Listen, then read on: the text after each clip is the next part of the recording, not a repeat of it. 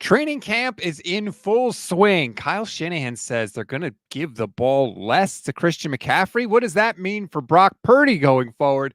We'll break it all down on today's show.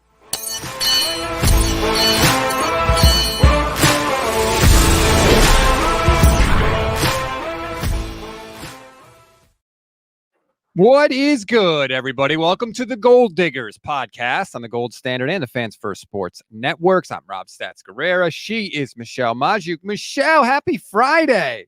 Hey, you know what's bothering me a little bit? Our shirts are like slightly different colors. Slightly different shades of red.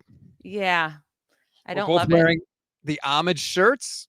They're different homage shirts. I think yours is better, frankly. I do like that one. If you want your own, there's a link in the description of the episode. You can click on it. They have awesome 49ers stuff. I highly recommend it. Michelle, it's training camp. It's real, actual football. Training camp is here, and I am about that life. And we get these stupid reports about everyone being in the best shape of their life and everyone being ahead of injuries and everyone that's been bad in the past is going to step up and be so good. It is a great time to be alive. Hope springs eternal at this time of year. I'm here for it. Steph Sanchez is at training camp for us here at the Gold Standard Podcast Network. She's doing training camp reports after every practice she goes to. You can see the first one she did yesterday. It's on the YouTube channel. You can go and watch it. Not now. This is our time. That's right. But it's there for you. She's not going to practice today, unfortunately, because Ticketmaster sucks and she couldn't get tickets, frankly. But she will be there on Monday, so we will have another breakdown for you. Obviously, we'll keep an eye on everything happening for the 49ers. And let's just start with Christian McCaffrey. Yesterday, I thought this was interesting because Kyle Shanahan has come out and said that he's going to give Christian McCaffrey, he wants to sort of limit the workload on McCaffrey, which is smart and reasonable, but also kind of scary. What was your reaction when Kyle Shanahan said that? It has to be done. And that doesn't mean he's not used greatly, right? But over the last 2 seasons, he has 798 touches on his body. That's including the playoffs. That's over 100 more than any other player in the league. Derrick Henry's second at 690. Now, it's because they've made it so far in the playoffs, so he's going to have more touches as the starting running back who gets used so much. But 798 touches, 90 or 108 more than anyone else. Yeah, you're going to have to limit it a little bit. He just turned 28. You can't keep putting that type of workload on his body and expecting it to keep up. So, yeah, I do hope they monitor it a little bit. I mean, they weren't giving work to any other running back last year until the last 2 weeks of the season. Elijah Mitchell had 48 touches from weeks 1 through 16. There has to be a running back that can get a little bit more work than that behind CMC, while still he is the workhorse. And, Kyle mentioned that he wants to do that at least between the tackles, take some of that workload off of him. For what it's worth, Christian McCaffrey was asked about that yesterday. Here's Christian. Put my body, mind, and soul in the best position to play every snap, and then coaches got to be coaches, whatever they think is best. But I know for me, I prepare to play every snap so that I'm ready to go. I'm pretty sure Christian McCaffrey is like a football robot. Like, I've never seen his belly button. I don't know if he's a real human being. Like, he's just ready to go. They even asked him a question yesterday, like, hey, big off season for you. You got married. And he was like, yeah, a lot of stuff went on, but I really went out of my way to make sure I was training just as hard. Like, he is freaking football robot all the time. And you love it. And that's why he's so good. Like, the best players in the league are just football all of the time. What was the belly button thing? You have to see someone's belly button to know how do I know he's a real human being? Maybe he is a robot. I've never seen that's how you know. Like, when you meet people, you check their belly button to see. I'm not saying I check, but I'm just saying, like, if he was a robot, he probably wouldn't have a belly button, would he? Don't you think robots or not? Oh, you mean aliens or robots? Either one. He qualifies as an alien too. I mean, you saw the damn guy. He's been a friggin' machine since he's come to San Francisco. And I think that Kyle will give some carries to other people, but here's the thing. And Kyle has talked about this. He doesn't think that he has another running back on the team that has the versatility that's going to let him run the offense the way he wants to run it. So to me, if he's going to take the workload off of Christian McCaffrey, it's not going to be giving the ball to another running back. it's going to be giving the ball to Brock Purdy more. It's going to be putting the ball in the hands of his quarterback more. And that's how he's going to take the load off of McCaffrey, because they still want him out there to threaten the defense and all that stuff. Yeah, I don't think it makes sense to take the workload off of Christian McCaffrey and force it into Jordan Mason's hands or Elijah Mitchell's hands if he's still on this team. Like, just pass the ball more. You passed it the fewest amount of times last year in the league. If you want to see if Brock Purdy's worth that big contract, you have this gift here where you cannot possibly pay Brock Purdy this season. Like, that's perfection. Like, there's no way around it. You can't hold out. You get another year to see what he is before you have to make a decision. That's awesome. Now, see what he is, right? Put more workload on him, pass the ball more, like make him carry the team a little bit more to truly see, is he worth, I mean, he's going to get a $60 million contract. See if he's worth that. And I would love them to pass the ball more this year. More than last in the league. Yes, I would also like that. Kyle was on the TK Show podcast this week with Tim Kawakami. He talked about he always wants to try and be 50-50 run pass because he thinks that's the best way to be.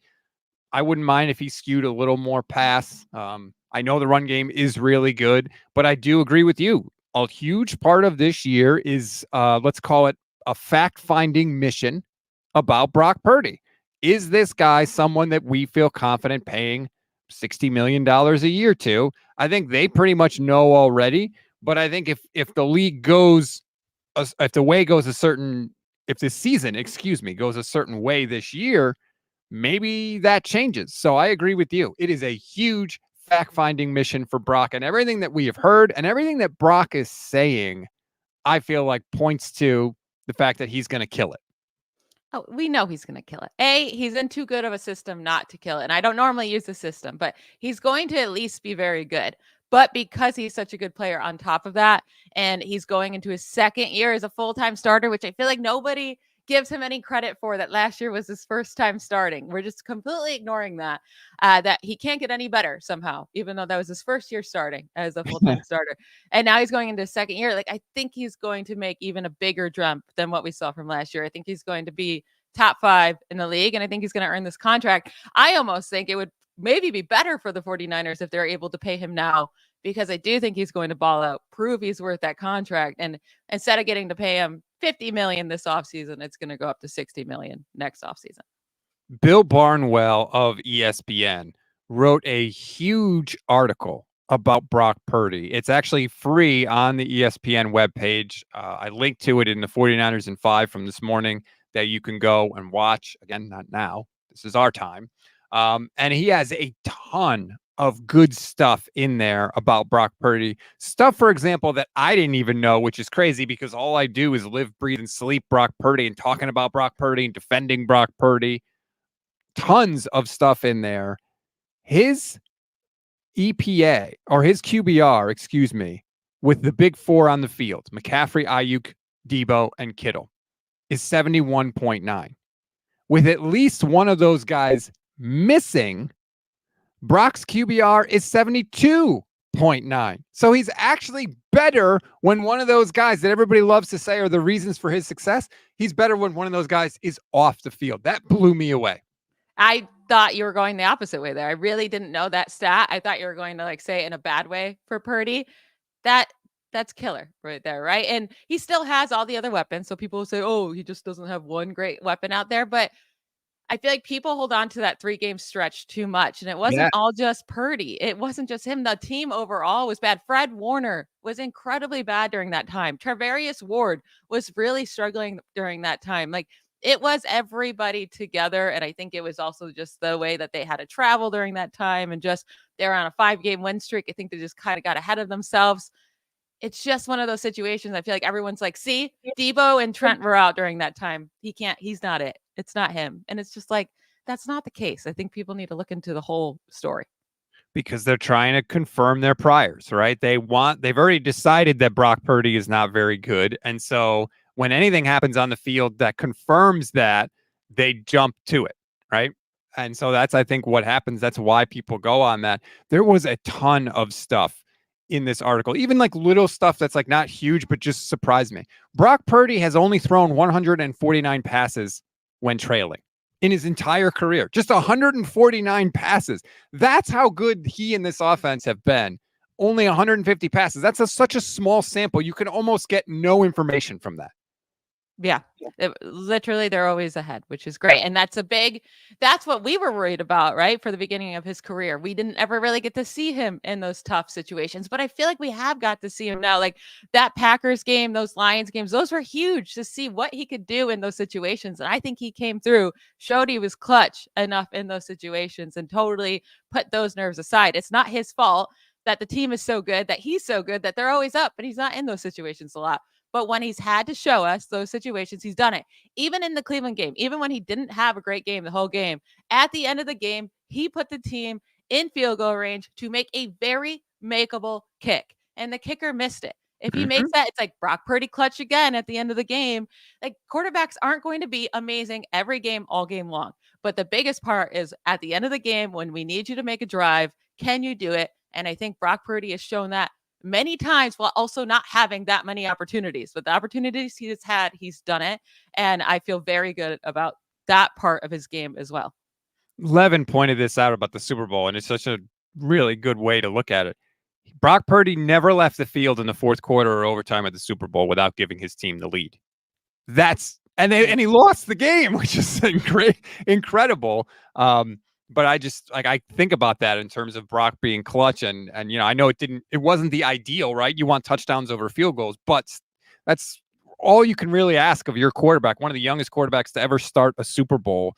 I thought, that was a really good way to put it. And that's definitely against a very, very good defense. The Chiefs were one of the best defenses in the league last year.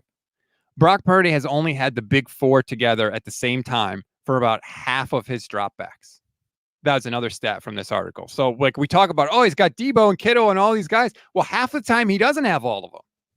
And again, they still have a lot of good, if one guy's out, they still have a bunch of good players, but still, it cuts against the narrative that he's just got all these guys around him all the time and he's not a part of the offense. He just benefits from it. That article is one of the best I've read in a long time. Like it was a really, really well detailed researched article. Who wrote it? Because Bill Barnwell.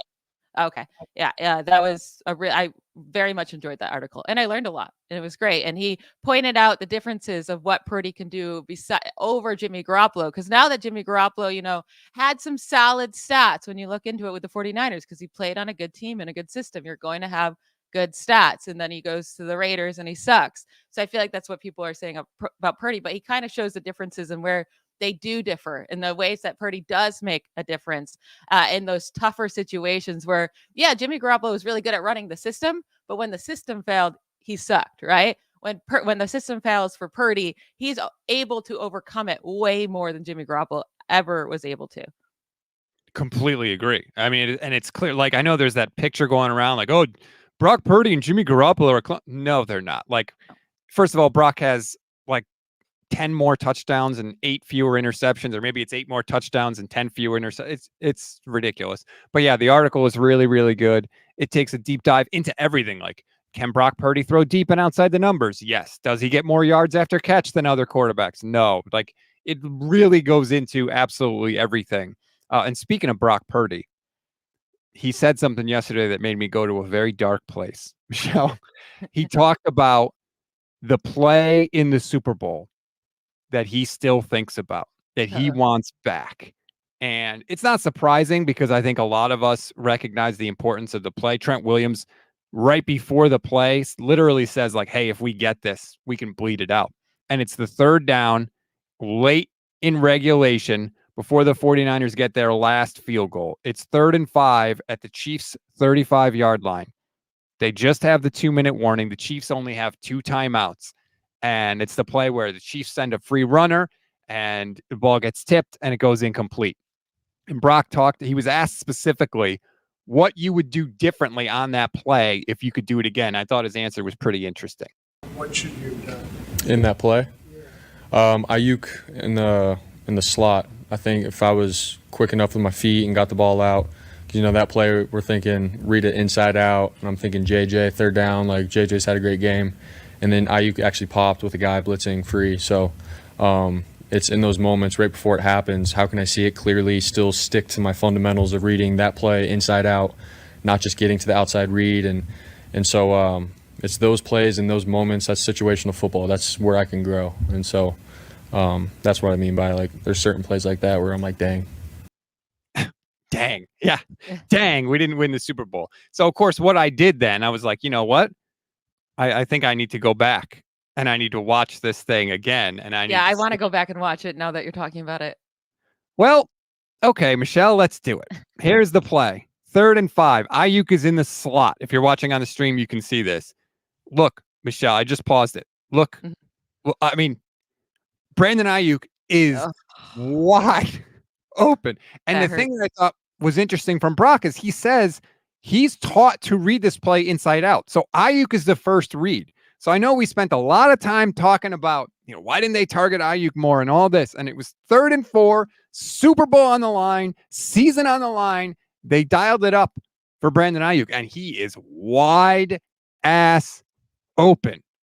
And Brock went to Juwan Jennings because Juwan was having a really great game. And I get that, but the 2 critical plays in the Super Bowl, this play and the 3rd down in overtime, you had guys not following the system.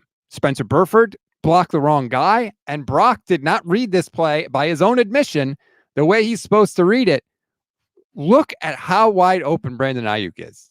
Yeah, and he would have probably got stopped right near the line, or that defender probably would have got him. But it's Brandon Ayuk. He would have gotten that first down, and maybe more. Or maybe it was 4th and inches, and they decided to run a quarterback sneak. So many different things. And look, it's not the only. I don't want to put it all on Brock because there were different facets. Like George Kittle is in the backfield as a pass blocker. But also, why is he trying to target Juwan Jennings? I don't care what game he's been having. Like, get out of here. It's the biggest play of the game in the Super Bowl. Give it to your best player, and especially one that's so wide open. That is very frustrating. And it's frustrating that it wasn't like they just got to me so fast I couldn't get my feet set and get him a good ball. It was that I wanted to target Juwan Jennings. Like, that frustrates me way more than anything else. I don't mean to like relitigate the Super Bowl. The point of all of this is that I think Brock still has a little bit of that, like, hero ball, like, I need to make a play. And if you go back to his experience at Iowa State, like, a lot of times he had to do that. And I personally like that he has that in him, because I think if you don't have that in you, you don't get it. Like, that's either there or it's not there. And I would definitely like my quarterback to have that. I think where Brock can grow this year is understanding when it's time to stick to the system and when it's time to recognize where the system is going to fail me or it's not good enough. And I do need to make a play. And I think in that moment, the biggest moment of his career to that point, he was like, I got to make a play, when in reality, the play was there for him and he just needed to execute the plan. Yeah, that's the one time Carl Shanahan could have said, well, if we executed it, because that was there. And hopefully it seems to be a learning experience for him if he's still holding that in his head. Again, this is his first full-time season as a starter. This is what I love about him, how good he already is. And these are things that all young quarterbacks have to go through. They learn from situations. And as long as they don't keep making the same mistake, then it's going to be great. But if he learns from that, that's going to be huge. Ryan Hamblin says, this hurts my soul. I know it hurt my soul too, Ryan. I went back. I rewatched the Super Bowl. I went back to the JT O'Sullivan film breakdown to see what he said about it. But, I do want to say, like, everybody wants to poop on Kyle Shanahan.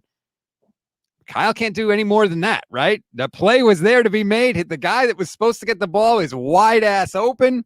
He drew it up for Ayuk. I don't even know if Deebo Samuel was on the field. I don't think Deebo was on the field even for that play. Like, all this criticism of Kyle, he chokes in the big games. It was like, well, damn, in the biggest moment of that game, it was all right there. And it just, your young quarterback just didn't have his best play on that one rep. And that's the difference.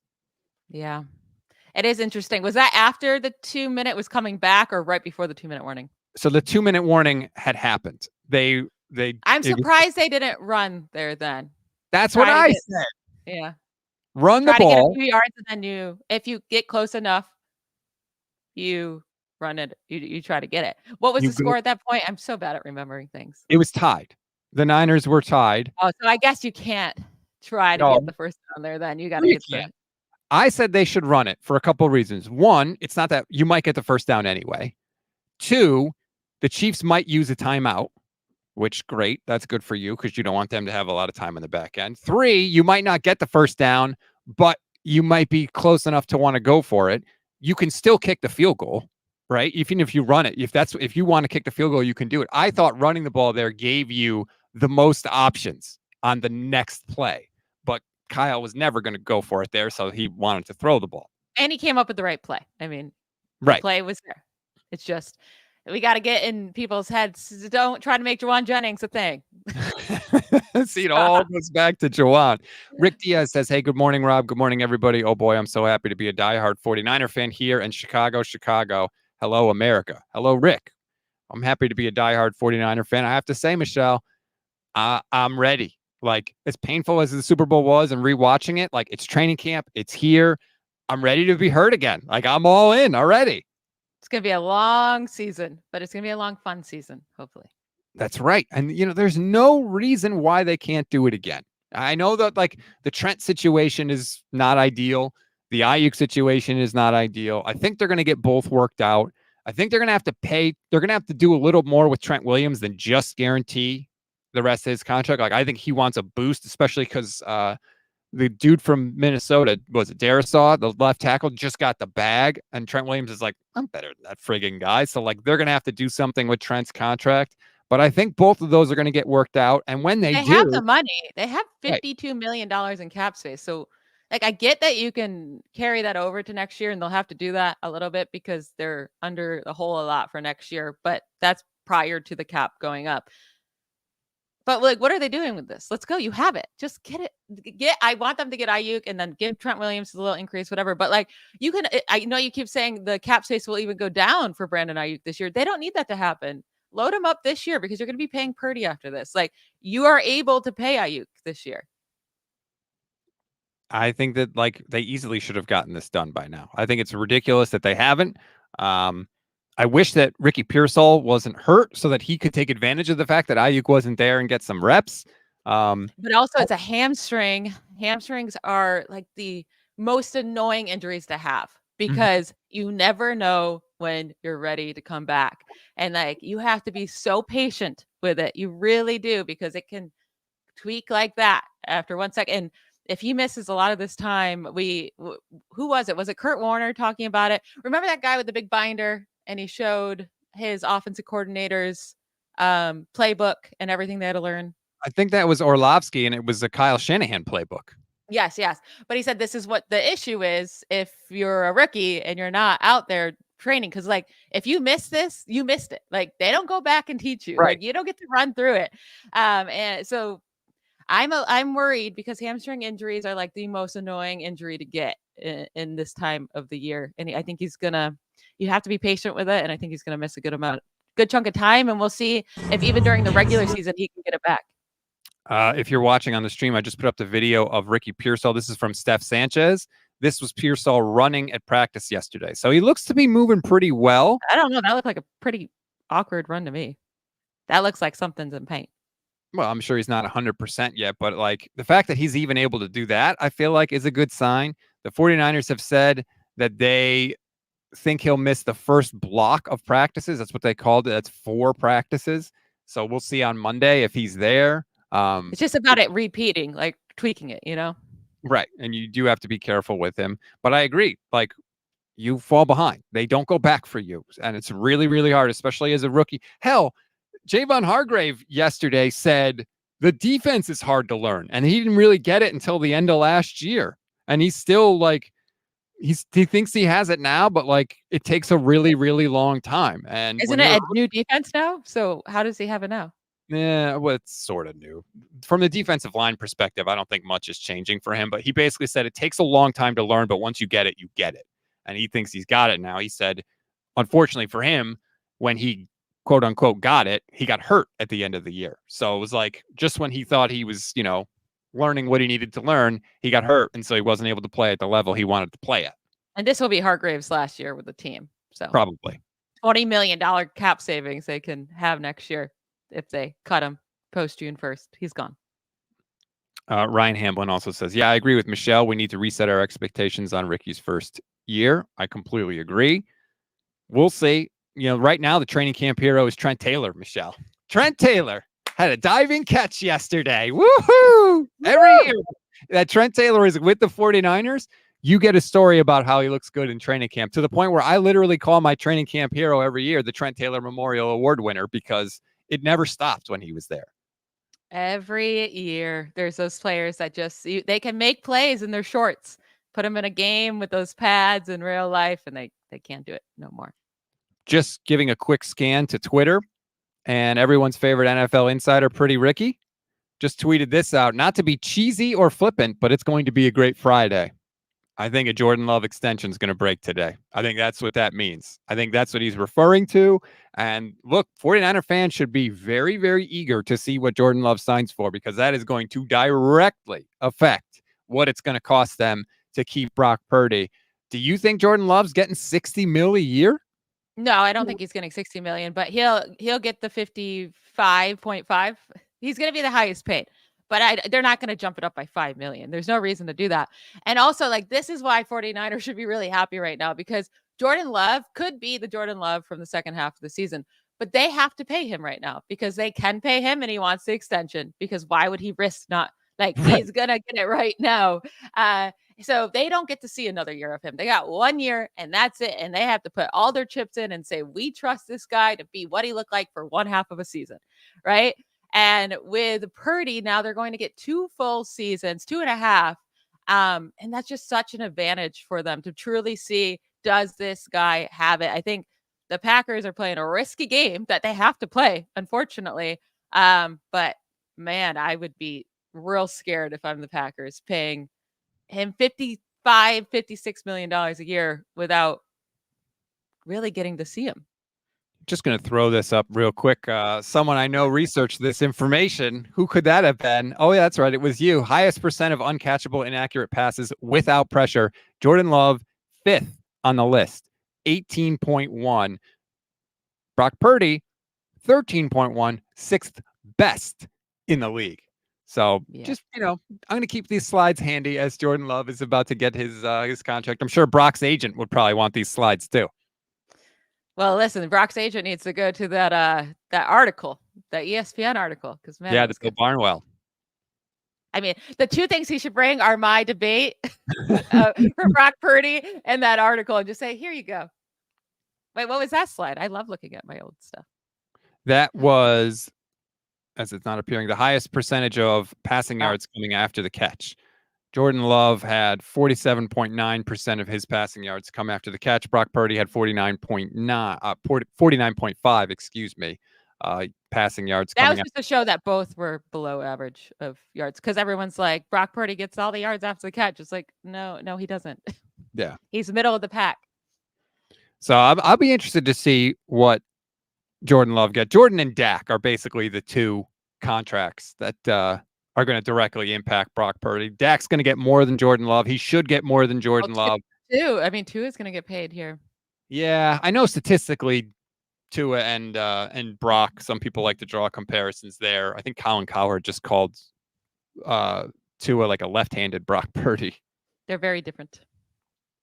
I would much rather have Brock personally than Tua. I think Brock does more off schedule than Tua. Tua literally just throws it in 0.1 seconds. Like, he literally is a system quarterback. He does exactly what the system says, and that is it. He gets the ball out faster than anybody else by a long shot.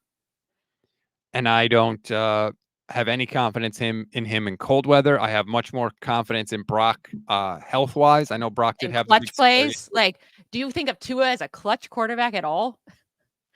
No. Yeah, no, not even close.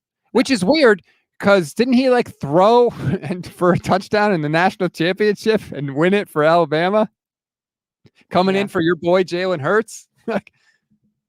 He did. He stole his job. I don't know. But yeah, I'll be interested. Pretty Ricky's been pretty accurate with some of this. So if that it's coming. The Jordan Love extension is coming. It's going to come. But I think it'll be 55.5, 56 million, somewhere around there. The other training camp hero that I'm hearing about right now, Michelle, is Malik Mustafa. and I know you're going to poo-poo it. I'm 'cause not poo-pooing. You're a poo-pooer. But he's had a couple good plays in each of the practices. First of all, have you seen, like, I did not realize, have you seen him just as a human being, what he actually looks like? He is a monster. Well, when you have that name, you better be, because that name is dominant. And that's, you just got to go with it. Do you have a picture of him? I remember seeing him. I remember him being huge. I have it somewhere. I'm trying to find it really quick. Because I was like people were like, oh yeah, he looks like a linebacker, but it's like, okay, well, we say that a lot about safeties. Like, is this really a big deal? And then I saw the picture and I was like, what? This is not a normal human being. But if he can be a good safety, that would be a huge boost, because the 49ers need one. Like, it's a low-key need for that. We thought maybe Deshaun Gibson would be back, and that's not happening because he got suspended. Right. Turns out he was taking PEDs. Oh, he has no idea how it happened, but the rest of us know how it happened. You cheated. But anyway, here's the picture of Malik Mustafa. Look at him. He looks like a tank. He's like DK Metcalf out there, a safety.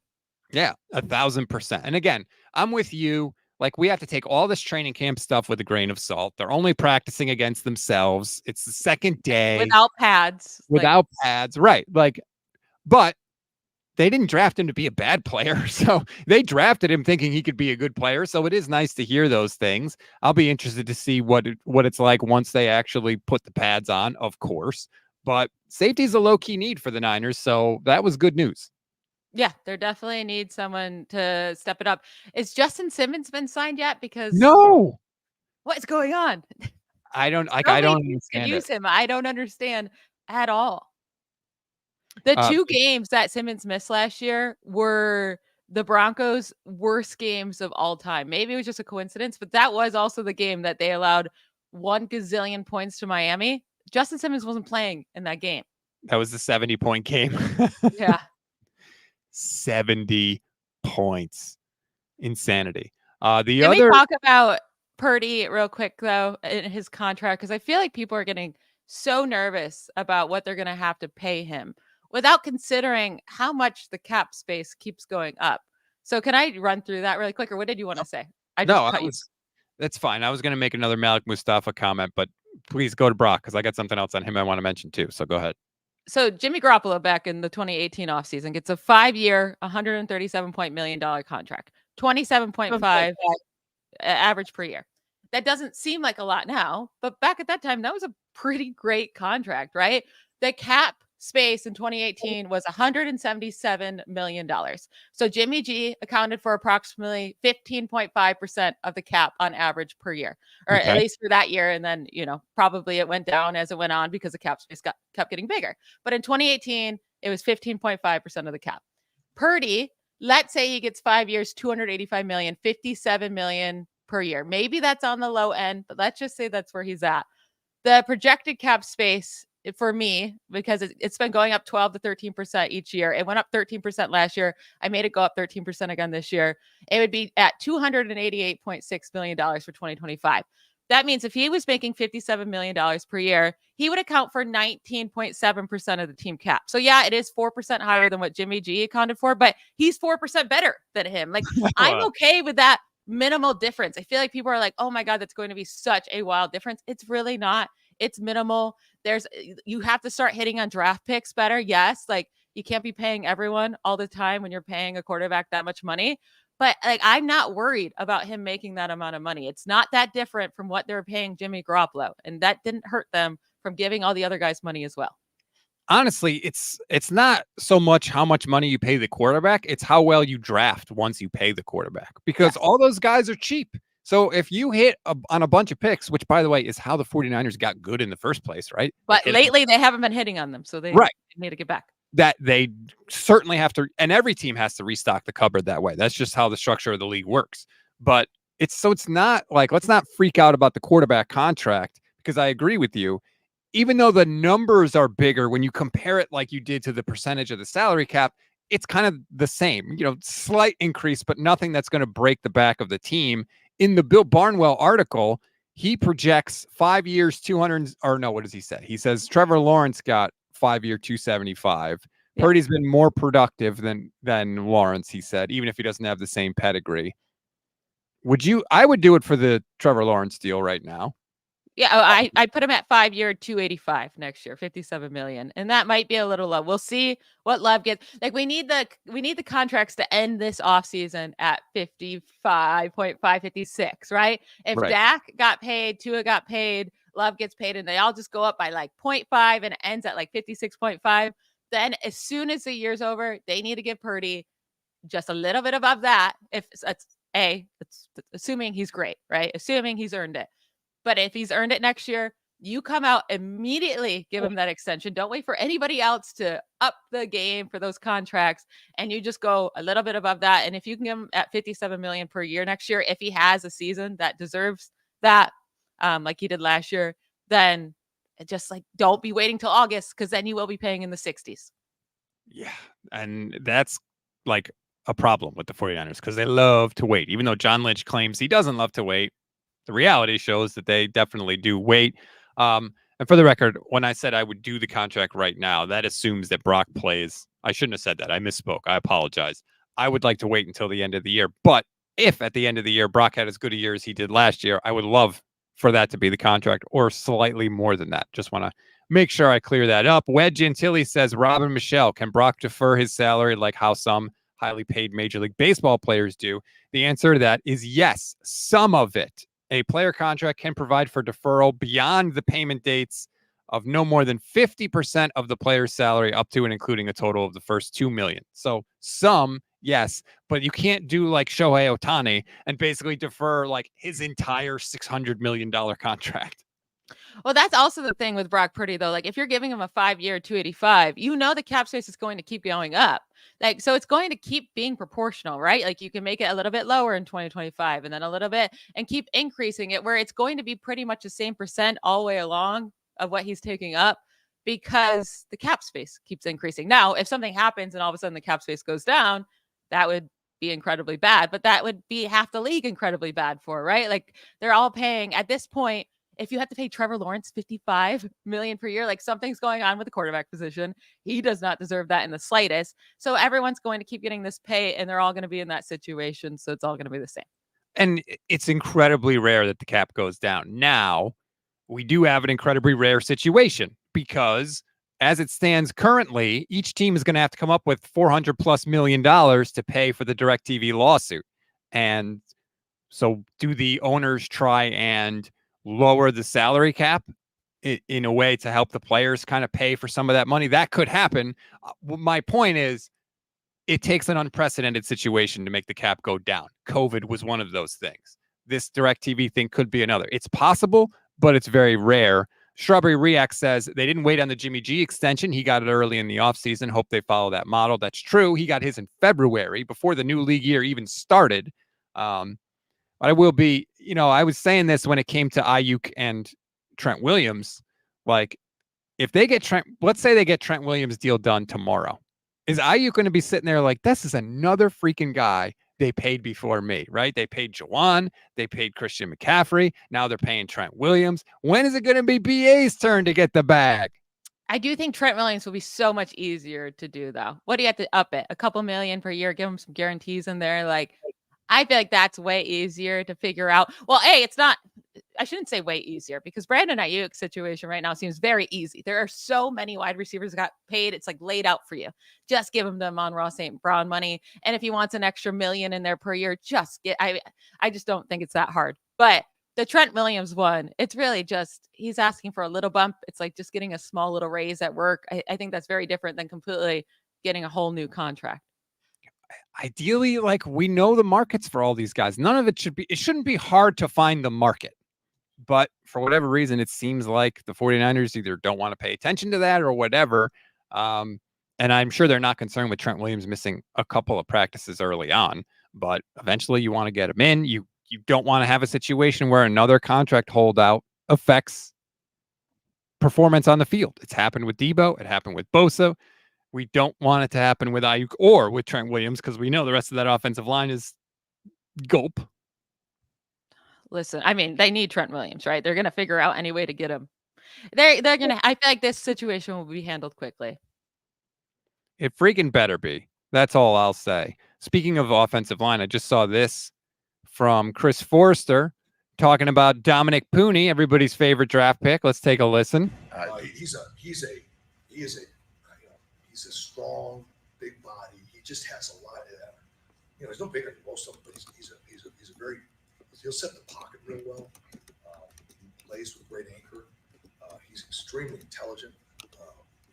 He's really a good player, man. He's a special guy, and he's just not done this position for very long. And with our systems, a little bit of a change for him, so there's going to be a learning curve. But he's got some real stuff to work. A lot of our guards in our system, they tend to be quicker. That's where Banks is a great advantage. He is, those bigger guys inside do help.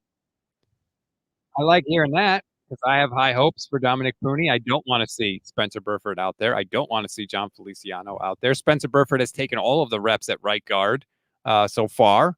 Don't love that. Like, please give me Dominic Pooney. So that's your job, Forrester. Get him up to speed. I want the physically talented guys in the lineup. Yeah, Spencer Burford can't be out there. Why don't you want John Feliciano? I just don't think he's very good. I think his only credit is that he's better than Burford. Like, that's such a low bar, and I didn't like the way, to be honest with you, he kind of threw Burford under the bus after the Super Bowl publicly. Didn't love that. And the guy's definitely a jerk. He was available for a reason. Like, we can do better than John Feliciano at right guard. I know that Kyle has kind of run out nondescript guards on his teams and they've been okay, but you don't have to do that. And they drafted Pooney to be good. He looks like he's good. Let's go. Put him in there. Yeah, we need him to win the job, right? And if he wins the job, I think that is a big deal. Now, if he was only facing off against Burford, you would say, well, hopefully he wins the job. But I do think it's nice that he has this veteran competition. And if he wins the job, we know he won it because he was better than this long-term vet, which would be saying a lot about third round, right? Where they drafted him, a third round rookie. Yep. If he can win this job, that's saying he outperformed a long-term vet. And that'd really be saying something. And I would be very excited about that.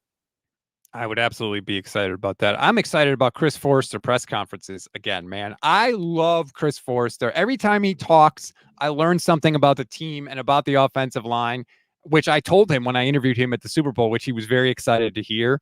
But I miss his press conferences. So after the show, I'm going to have to go and cut that up and put it in the YouTube shorts. Any interesting comments? If we didn't have this Ayuk stuff and this Trent Williams stuff, the Spencer Burford Dominic Pooney competition would be the major storyline of camp. Well, it does suck that with the training camp, especially early training camp, you're normally looking at rookies, right? And their first round rookie is not out there. And especially he's a fun position, Ricky Pearsall, a wide receiver. That would be a really fun position to be monitoring right now. But with him not out there, that's kind of puts a damper on the beginning of training camp, because that's really what you're looking for, right? What are these rookies doing out there? But I'm excited to see more. I just want to see Brock Purdy highlights. I want to see how he is being a commander of the team, what a type of leader he is. I'm looking for those reports to start coming out, and that's what I'm really excited for. I want to see him just completely taking over. This is my squad. I'm the leader. Kittle, get out of here. Devo, get out of here. This is my team now, and I hope we start getting those reports. And not get out of here of leave the team. I just mean right. It's my team. I'm the captain now. Yeah. Yeah. There it is. 100%. And we know that Brian Griese has talked to Brock about that, about taking that next step with leadership, because Griese said it, which I am 100% on board with. It has to be your team. It can't be you joining somebody else's team. It felt like when he first got in there, because of how he ended up getting in the starting lineup due to injury. It's his team now. I took him to the Super Bowl, right? It's not, I wasn't filling in for anybody. I'm the captain now. It's the perfect way to put it. Charlie Higgs says Feliciano is good. Why do you hold that tweet against him? He's not good. He's better than Spencer Burford. And people are like, well, he was our highest rated offensive lineman after Trent. Big whoop. The offensive line stinks after Trent. No. I do think Feliciano's a solid guard, and he's made it in the NFL for a while now, being solid, right? It's not like he's been a backup. He's been a very solid guard for a while now. I like them having him as an option. Again, I wouldn't just want to say, oh, Pooney, we drafted you. You need us to save us. I love that he has to compete against him. And if he wins, awesome. That means that you are ready to start in the NFL. If you can beat out a veteran of his status, it's not no, he's not elite, but he's a very average guard that can play solid enough in the league. So if you can already beat that, that's going to really show us, okay, I feel much more confident about putting a 3rd round rookie out there on the offensive line. And I'm not saying Feliciano can't be on the team. I just don't want him to be the unquestioned starter going into the season. Rob D says, Purdy, oh, captain, my captain. Appreciate that. Lee Ving says, finger pointing after that big of a loss. Yeah, I'm not going to lie. It didn't sit well with me. How many captains will they have this year? Oh, God. I don't know. There's no like drama with that anymore. Wait, Really? but you're only allowed to have 6, right? Because he wouldn't put Trey Lance in there because he said they don't do 7, even though they've done 7. Yeah, I mean that whole thing, that was a debacle. And he was too young, but then Purdy was captain last year, right? Of course he was captain last Yeah, year. Your so- quarterback is always the captain, except when it was Trey Lance. That whole Trey Lance thing, that was so funny. But yeah, I wonder they have so many good captains. I just wonder who will be, because was Debo back to captain last year? Because I know he wasn't the year prior after the whole. Yeah, he's like, well, because he comes into camp like out of shape every other year, so you never know. Let me just see if I can Google it real quick. Let's see. It was Kittle. It was Warner. Oh, Armstead. They're going to have to replace that because obviously he's gone. Trent, Debo, Purdy. Debo's only been. Was it? No. Okay, so it'll be Bosa. You would think. I mean, Yeah. you want somebody on the D line first of all too, and now, Armstead was the longest tenured 49er, so it was like, yeah, he kind of deserved the spot. So yeah, I think it'll be Bosa. I think it'll be Warner. I think it'll be Williams. I think it'll be Kittle. It's definitely going to be Brock. Is it going to be Debo? I don't know. It's going to be CMC is going to be a captain. I was stunned he wasn't a captain last year. I think, yeah, that football robot guy, yeah, that's the guy you want as your captain. Yeah. All right. That's going to do it for this edition of the show. Please rate, review, and follow the Gold Standard Podcast Network wherever you get your audio pods. Like and subscribe to the YouTube channel as well. Click the little bell so you'll get notified every single time we go live. It's Friday, Michelle. You're young, you're hip, you're very social. What do you got going on? It's rainy here today, but I'm gonna have some friends over and we're gonna play some blackjack. It'll be a fun time. Blackjack. Yeah. For money. Yeah. Just a You little going bit. like couple bucks here and there. high stakes? Yeah. Blackjack? Are you are you one of those blackjack players that's like, you took my card and you must obey the rules and you don't hit on this and you definitely hit on this number? Like, are you hardcore? No, because I like people going with their gut, because it's all, I mean, sometimes they make the wrong decision, then they help you out and you're like, thank you so much for for doing that. But there are some times where if you're at a table and, you have some money down and someone just makes a really stupid mistake that you're like, oh, it's frustrating. But I would never say anything to anyone. It's their money too. Right. That's the thing. I always hate when people get all mad. It's like, dude, I can do whatever I want, and it's my money. You can, but it's tricky because you are messing with other people's money. Like if you hit on a 16 when the dealer has a 16, your probability, you could win and you could help us all out. Just the probability of that happening is 5% instead of 60%. It's just probability, right? So it's you could get lucky, but you're being stupid. I mean, that's what it comes down to. It's you're not being smart. Only if you intend to play in the long run, right? Because the probability only works in your favor if you play for a long time, because over time, if you follow those rules, the math is in your favor, so you're good. But if I'm not planning on staying there for a long time and I'm just trying to get lucky and get the hell out, even if you're playing one hand, if you have a 16, the dealer has a 16, it's more likely that you're going to bust if you hit. And it's more likely that if you don't hit, the dealer's going to bust because there's just more cards available that would be a bust than there aren't. So no matter if it's one hand that you take or 300 hands you take, it's still the probability. So you're still just being stupid. Yes, the probability is there, but also I'm not trying to I'm trying to get lucky. And if I choose to try and get lucky, you can't complain about that. It doesn't when you go to the table, it's not oh, we've all agreed to go with these rules. Nope. I can do whatever the hell I want. Your money being on the table. I don't want to play with you because I won't say anything, but I'll be annoyed. And that's fine. Yeah, that's your choice as a fellow player, and I totally understand that. But there literally are people that will say something. I probably, if you kept doing it, then I probably would just get up and kind of move to a different table without saying anything. But that's fine. I'm totally fine with that, but it bugs me when people are like, "You can't do it. Why can't you do that?" Like, no, shut up. It's my money. I'll do with it whatever the hell I want. If you don't like It's a it, risk find you other. take gambling with other people, like the risk that goes into it. You're never I always go into gambling knowing I'm never gonna win. Like I Right. don't ever be like I'm gonna win. Like I know I'm going to play, like I'm going to have fun for the night. Whatever else you go do to have fun, you're spending money. Like that's a fun game to me, blackjack. It's a fun atmosphere. And there's a chance to win, unlike other fun things you can do, but I'm never expecting to win at all. I'm expecting to lose. And I would never lose more than $100. Like that's always my max of any given night.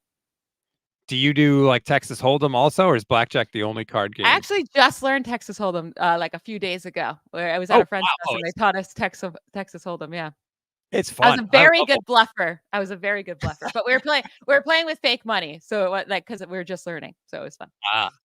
Yeah. Just learning, man. In my family, so first of all, my family, I come from an old Italian family. They had me playing poker for money at like 6, 7 years old. That's what my family would do. We would go have like Sunday dinner. Then after Sunday dinner, everybody would play poker. And they would sit me right at the table and we would pull out the nickels, quarters, and dimes, pull out the silver change, and we would play. So I have been playing poker literally since I was like a tiny little kid.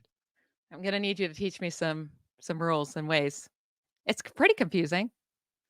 Once you learn the hands, you got to keep the hands straight in your head. Like, okay, 2 pair beats this, a straight beats it. You got to learn all that in your head. But once Blackjack you is do, easy. yeah, blackjack's Get a lot. 21. Kenny says you're already better at Hold'em than Cam Latu is at football. Cam Latu out here catching strays. Literally, what did Cam Latu do to you? Lee Ving, ever play Scopa? Yes, Lee, I have played Scopa. Sweep is the game. It's an Italian card game. My grandfather taught it to me growing up. Yeah, I'm right there with you, Lee. Definitely enjoyed playing that as well. Well, I hope you have a good time. I hope you win a lot of money. By the way, want to get your permission on this before we go. Thinking about getting a merch store started for this season. Would you be okay if we had a shirt that said "Hey, hey" with a mimosa glass next to it? Absolutely. Because I think, right, because I'm not trying to infringe on anybody's copyright, unlike some 49ers content creators out there. So we got to do stuff that's not copyrighted. But I do want to get that up and running as my daughter has entered the stream. I would buy one of those shirts. That's amazing. Oh, here's my daughter. She just popped in the room. Say hi. Hey. Hi. You got to say hi. You can't wave. Hi. Hi. I'm going to be done in a second. Okay. I'll be right up. All right. That's going to do it for this edition of the show. Merch store is going to get started. Field goals or failures. I want to have a field goals or failures shirt. So if anybody has any ideas of stuff they want to see, hit me up. We'll get it made. And, maybe when the 49ers win, we give a shirt away every week. Woo-hoo. Love that. Well, that's going to be a shirt every single week you have to give away because they're going 20-0. According to you. Yeah, absolutely. They're going to go undefeated. That'll be a lot of shirts we'll give away. You know what? Be a nice problem to have. Enjoy the rest of your weekend, everybody. Again, like and subscribe. We'll talk to you next week. Bye.